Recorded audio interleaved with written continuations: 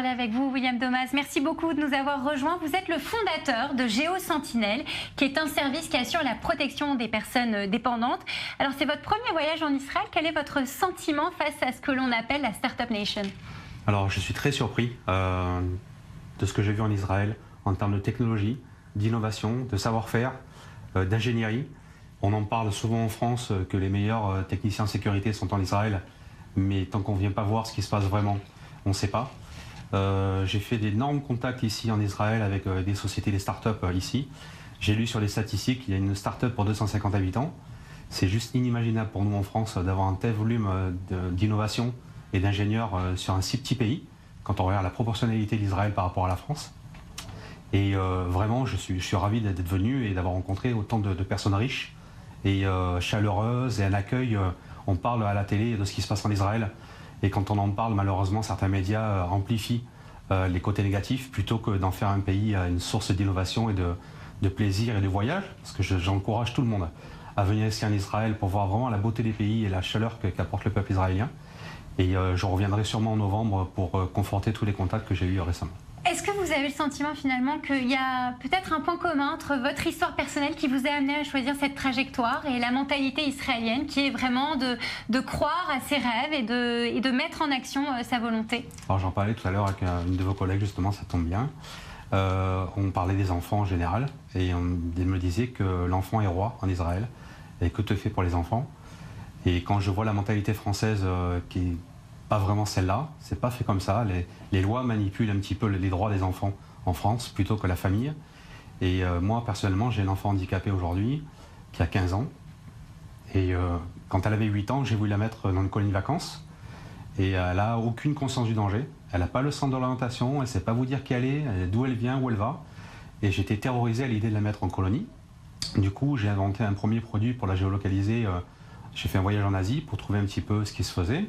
Et ces 8 années qui ont déroulé, du coup, j'ai trouvé de nouveaux produits, inventé de nouvelles solutions pour l'aider.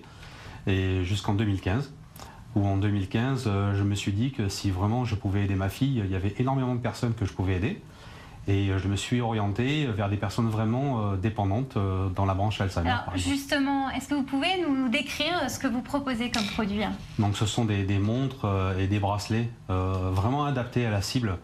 Aujourd'hui, une personne Alzheimer, elle a entre 69 au moment de la déclaration de la maladie, 69 ans et 95 ans. Malheureusement, à partir de 80 ans, c'est dégénératif et on a beaucoup de mal à les conserver dans un état normal. Et donc ce sont des produits qui sont portés au poignet, parce qu'il faut savoir qu'un malade d'Alzheimer, il ne le garde pas, il l'arrache, il le jette. Ils sont vraiment contre tout ce qui est porté.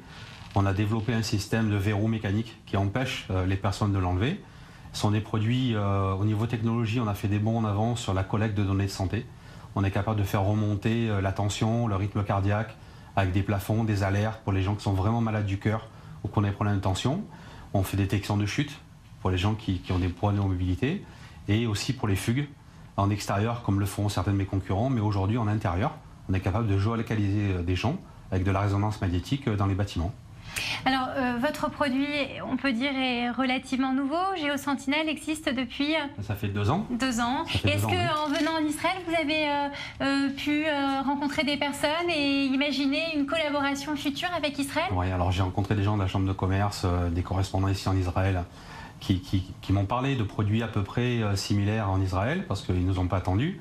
Mais sur la partie du coup, vous pouvez profiter aussi de leur expérience. Exactement. Sur la partie technologique, en tout cas, on a beaucoup à apprendre de l'Israël. Je pense que sur mon recul, parce que moi j'ai fait que du terrain pendant 8 ans, et je me suis rendu compte vraiment des besoins des gens. On est parti en fait du besoin de la personne, plutôt que d'inventer, je sais pas, juste une technologie. Oui, voilà, un produit innovant, super, et dire bon maintenant on va voir à qui on peut le vendre. Je suis vraiment parti du besoin de la personne et des générations cognitives pour faire vraiment un produit adapté aux clients. Donc en Israël, effectivement, j'ai rencontré des gens qui font des produits similaires à ce que je fais et je pense qu'on va avancer ensemble avec l'Israël pour évoluer mes produits. Eh bien, écoutez, merci beaucoup William Domas. On vous souhaite une bonne continuation et beaucoup de succès pour le produit que vous proposez. Chaque semaine dans Innov Nation,